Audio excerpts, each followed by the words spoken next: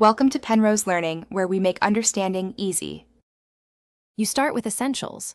Sign into iCloud using your Apple ID and password and confirm two-factor authentication or recovery key access. This prevents lockouts.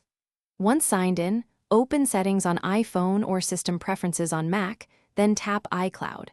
Make sure you see recent backup dates. If not, pause and let a fresh backup complete. You want a current snapshot so recovered data matches what you expect. These steps get you into iCloud and ready to recover safely.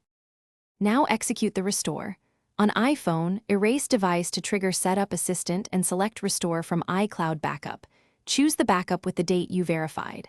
On Mac, use iCloud settings to locate and restore specific app data or a backup snapshot. If you prefer selective recovery, sign in at iCloud.com, then download contacts, photos, or notes directly to your device. Make sure your Wi-Fi is stable and plugged into power. Large restores pause or fail, finish by confirming recovered content.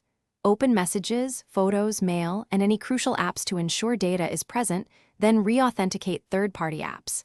If something's missing, check recently deleted folders.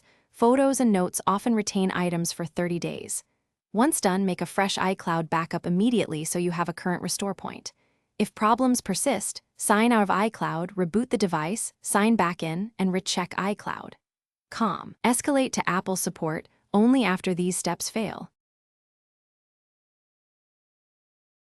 Thanks for watching. If this was helpful, leave a like and consider subscribing. See you next time.